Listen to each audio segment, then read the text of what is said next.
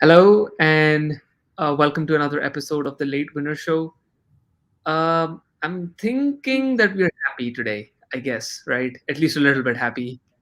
Just now, just that the Man United game ended in the afternoon for us, and I guess they won, so we're a little bit happy. I think we sat here, Chris, after the Man City game, and we were like, yeah, I don't see anything else other than a loss, and just that will keep going until the board thinks that Ole is not the right man and he'll be gone. So I guess Watford game's gone and he's gone, and maybe we are going to win some games in the coming future until we decide on an interim manager. But yeah, we're here to discuss everything Man United at the Late Winner Show. I have Chris again. Welcome back, Chris. How are you doing? I'm doing great. Thank you so much for having me again. I appreciate it. No worries. I look forward to meeting more United fans on the channel. But welcome back, and let's get started. But yeah, make sure that you like, share, and subscribe to the Late Winner Show. Before that, follow us on Instagram and Twitter as well. But Chris, I actually wanted to ask you a question. Did you like? I know we won the game. United played okay. I wouldn't say that I was like just um overwhelmed with the fact that we won and Sancho scored and obviously Ronaldo scored and we won the game. We are now into the round of 16 for the Champions League. I wasn't very happy because I felt like there were still so many holes in that game. Did you think that anything changed for United? No, I don't think much changed at all. And nothing really could change because, yes, they got rid of the manager, but you and I were just chatting about this before. The backroom staff of Kieran McKenna, Mike Phelan, and now the interim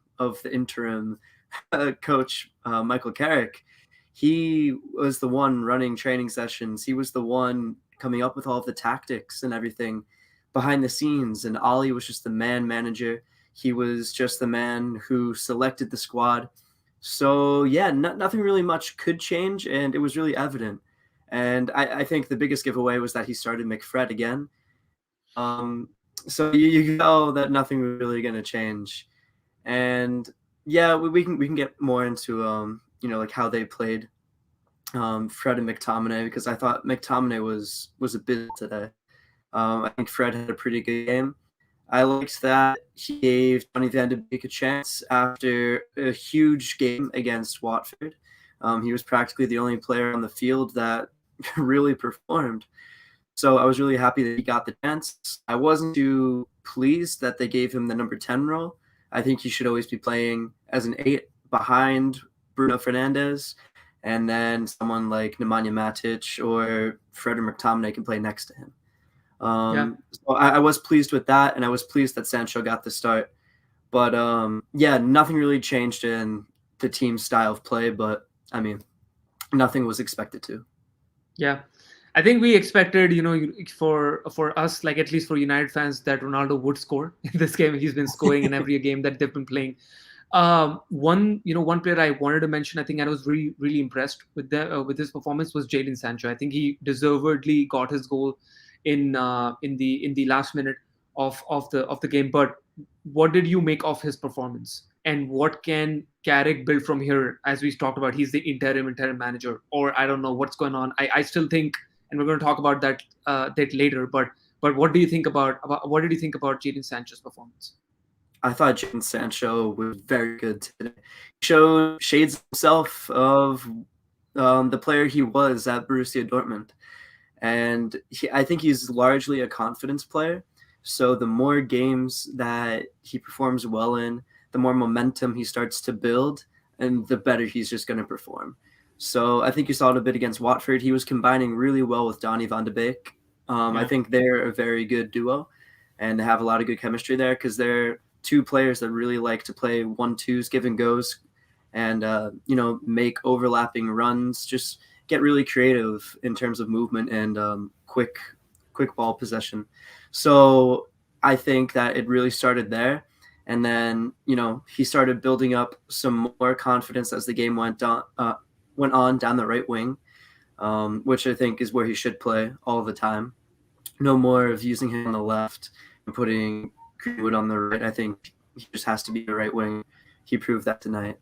But yeah, he was making a lot of overlapping runs down the right wing. He was making a lot of cuts into the box, playing those 1-2s with Donny. And then when Donny came on, like the 62nd minute, and Bruno came on, that's when Sancho really came to life. So yeah, you saw him cut into the box. There was one solo run where I thought he was going to score.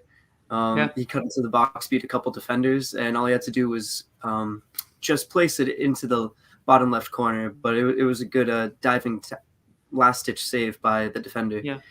And then even that 1-2 with Bruno was pretty good with Sancho. Yeah, exactly.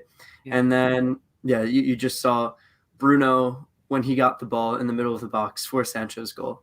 He could have taken it himself, but he knew that Sancho needed it, and that Sancho was, the player in a better position to score. So I think this was a great performance for Jadon Sancho himself. It wasn't, he didn't have a worldie of a game, but it's really good to see his confidence growing and to see, the pieces of what he was at Borussia Dortmund. So, we're getting a little taste of how good he could be in a Manchester United shirt. Yeah.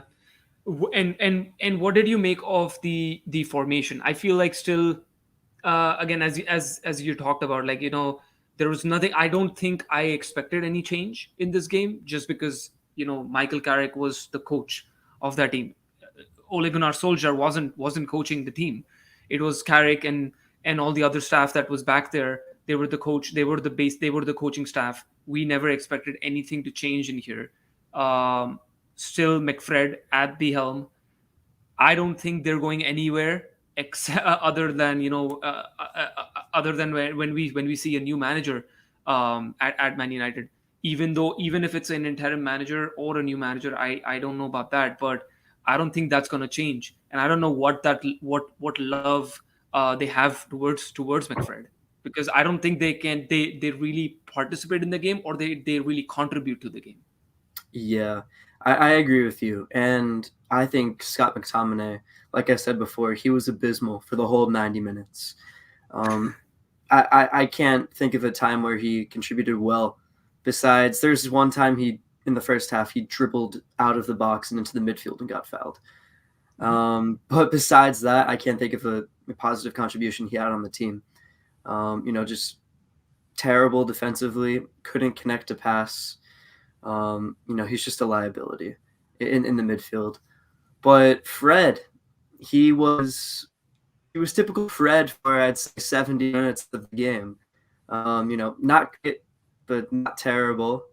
And then the last 20 minutes, when United really started to counter and gain a lot of momentum, he started playing well. He had a big part in both goals. So I think we see that there is a decent player in Fred. It's just when he's paired with McTominay, having them both together, they don't complement each other. It's like the case of Victor Lindelof and Harry Maguire last year as a center back pairing. They did not complement each other well, and we paid the price for it. We really did. So, and now we're paying the price right now. Villarreal just dominated the midfield battle, and even when Donny van de Beek was in the game, the midfielders behind him couldn't even get him the ball.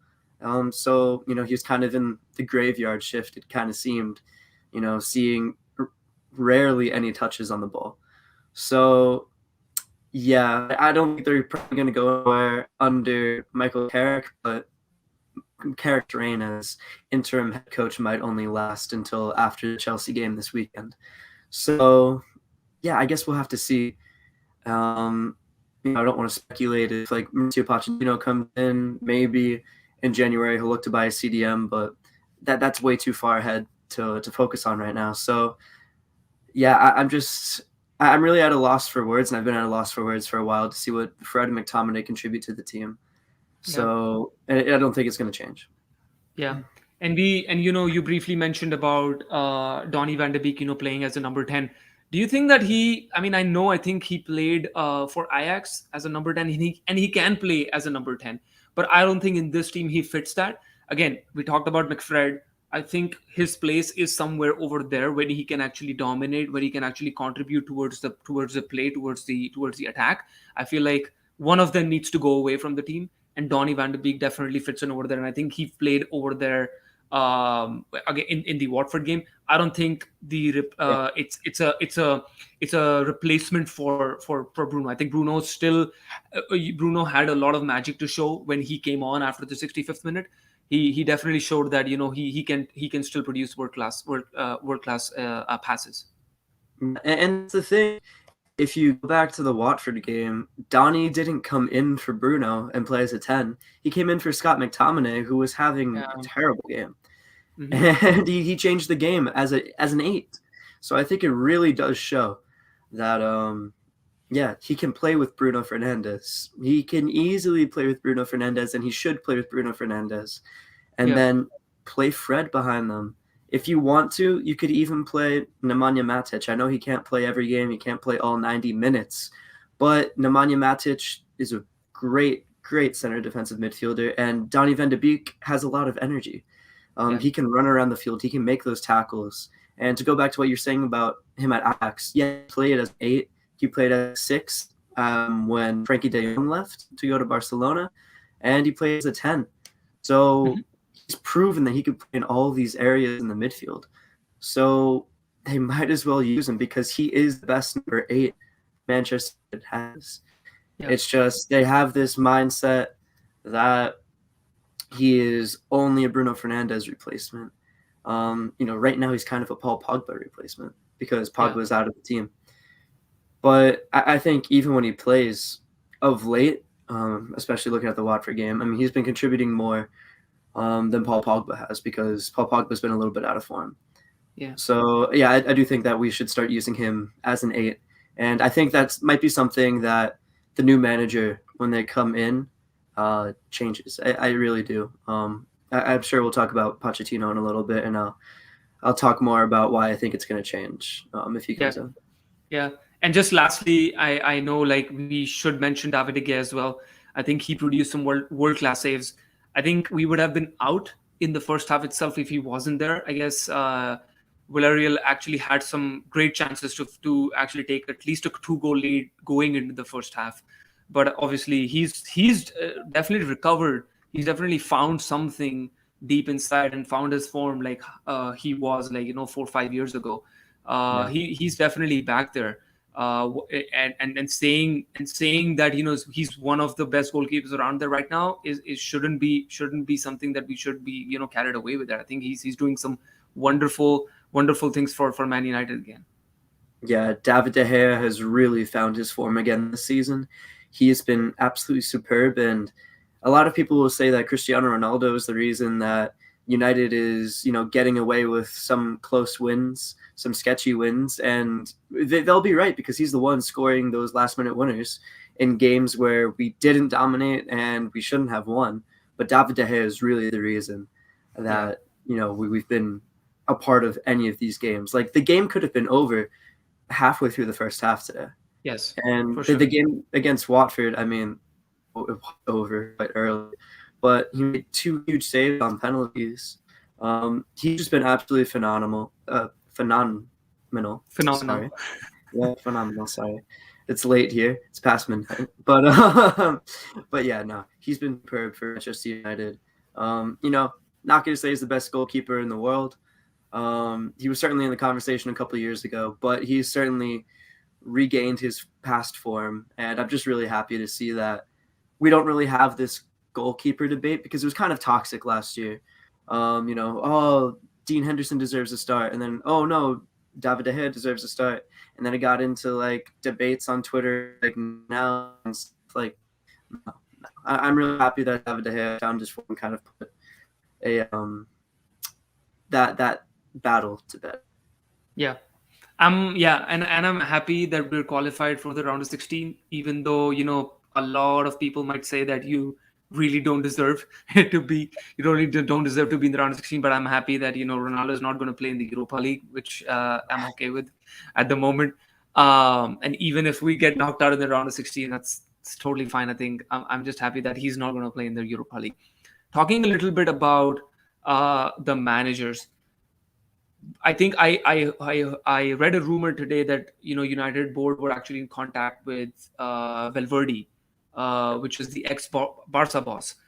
Uh, there were rumors about Rogers coming in. There were rumors about Luis Enrique coming in. Those are all interim coaches. I think Steve Bruce's name was also in the mix, and I was like laughing. I was like, "There's no way Steve Bruce can come in as an interim manager. We're not Yeah. going to have him as United boss." And there have been also rumors about Pochettino not happy at PSG. They PSG have actually contacted Zidane, who might take his place if Pochettino goes to Man United. What do you think is the correct approach? Because I'm like really lost here. For me, I really think United board should really look at getting a manager right now. I don't think we should go that route again, having to find another interim boss. We don't. I don't think there is any problem within the squad. There is any problem within the team, within the structure that Ole left, within the foundation that Ole built. I feel that's all there. I think we need a world class manager again to just take it from here. We have still 26 games remaining in the season. We can take it. We can still reach top four. I don't think title challenge is out of the question right now. I think we just the only thing that we can think about is getting into top four.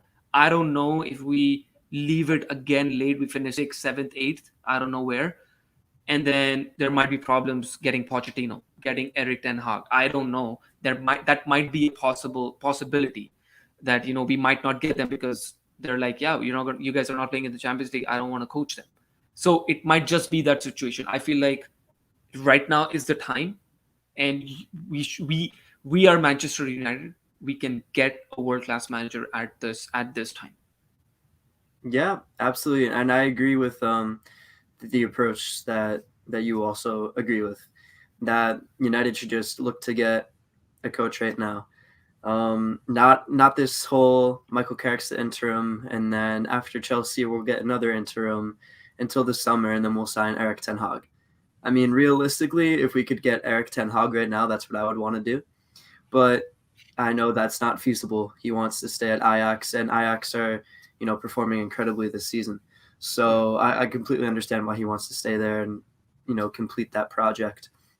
But the most, I think, reliable rumor that's out there right now is that Mauricio Pochettino really wants to come to Manchester United. I mean, there have been rumors about him coming to United for years, the Yeah. past decade, basically. Whenever we get a new manager or whenever Ollie was in poor form, Pochettino's name was always one of the managers who came up. And yeah, rumors are that he's not too happy in PSG right now, and that he basically kind of already offered himself to Manchester United. He's already talked to the representatives. So yeah, I think that I definitely think that Mauricio Pochettino will be Manchester United's next coach. I do think they're going to bypass that whole interim summer manager thing and just get him right away, put that to bed, and focus on, competing in the Champions League, get moving up in the Premier League table, and getting results that this Manchester United team really deserves based on the players that it has, and fixing the problems that we have within the, whether that's the field or not creating enough chances up top, what have you. I do think that Mauricio Pochettino is that man, and all reports suggest that he will be that man, and that he will be that man soon, possibly by this weekend. You're sounding very confident in a United board that I have not been confident for about four, I think about 6 to 7 years. I think their uh, shambolic decision making has always been like, why did you even choose this? Like, I don't even understand the decision that you just guys made. Um, I'm really not sure. I think the more I research about Manchester United, I feel like there is no chance that Pochettino arrives at Man United before the end of the summer. I mean, we'll have to see that. I don't know how the story is going to develop. Like, he's going to be in Manchester tomorrow for the PSG game. Yeah. Maybe there are some talks after that, because obviously he's going to be in Manchester, so there might be some rumors. There might be Yeah. certain things that might just get solidified tomorrow. Yeah, and before that game, I mean, he had a press conference today, and I think the majority of the questions were, "Are you going to Manchester United? What's the validity behind the rumors?" And all of his responses were just that, "Football is about the present. I'm in Paris right now. Blah blah blah." But we all know that his family is still in England, Yeah. and we know that PSG is kind of struggling. Yes. Um, So, and all of the reports that I've seen, and of course, Fabrizio Romano being the most credible man in football transfers, has been saying it all along that, you know, Pochettino has been in contact with Manchester United this week after 𝗕𝗲𝗓𝗕𝗏 was fired, and that the board is really determined on getting a new manager right now. Yeah. So, kind of whatever Fabrizio Romano says goes. It's kind of like it's kind of like the word of God. So yeah, I kind of believe whatever Fabrizio is going to report. So I have faith in this one. I really do. I really do. And then the thing that I'm really interested to see is if he keeps Kieran McKenna, Mike Phelan, and Michael Carrick, or if he brings in his own staff. Yeah. But I do think that he will be the next manager. And quickly touching on the weekend's game with Chelsea. I don't want to really like preview it, but Mhm. what's your thinking there? Do we have any chance? We just saw Chelsea being Chelsea, and they just battered, like smashed Juventus 4-0. Do we really have a chance at the bridge, or we're just gonna get another 4-0 annihilation? I'll be honest, I'm absolutely terrified. I am absolutely terrified. I was watching the game today, and it was just goal after goal after goal. They just look so good. Reece Yeah, James is on another planet right now. yeah, yeah. I am absolutely terrified to play a team that has decent structure, that has incredible depth, that has an incredible manager. So yeah, I am really scared because United's not in a great place right now, and I think Chelsea just has all the pieces to the puzzle needed to really pick apart Manchester United. So I do think it's going to be a loss. I do. I mean, and you and I were talking about this a couple episodes ago. That it's really sad as a Manchester United fan to go games that you're going to lose. And I'm going to Villarreal today thinking we were going to lose, but I'm absolutely going into Chelsea thinking that yeah, it's going to be a Yeah, hefty yeah. defeat. And I think anything other than a loss would just be a victory for Yeah, me. Even a draw would be a victory for me at this moment. But I'm just hoping for not an annihilation. If we lose, I'm okay with losing 2-1, but not 4-0 or 5-0. I really can't see anything of that sort again. I'm just terrified, as you said, like the way that team is playing, all even though they're not getting that many number of goals from their forwards, but their defense is just on another planet at the moment. I think their midfield and their defense, they have like a proper structure. When they play, they know what to do at certain intervals, at certain points of time, when they actually play on the pitch. But thank you again, Chris. Thank you everyone for joining. Lovely, wonderful, lovely talking to you again on United, as we always do. Maybe this is a start for something. Maybe not another couple of annihilations that we might expect in the couple of weeks, because we have Chelsea and Arsenal. Even though Arsenal, I'm still terrified with them as well, like just based on the progression that they've made through the season. So yeah, terrified with for the next couple of weeks, definitely. And then maybe the fixtures turn down a little bit in terms of the easier run for the next 15 weeks, I think. So hopefully we can find a fight.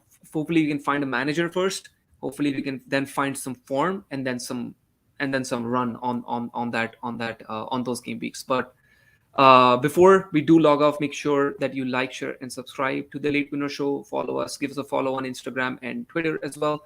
I have all the links for Chris's channel and his correspondence where he writes in the links below. Definitely give that a follow and read. Thanks again, Chris, for joining, and I'll see you very, very soon. Absolutely. Thank you so much. Right. Good night.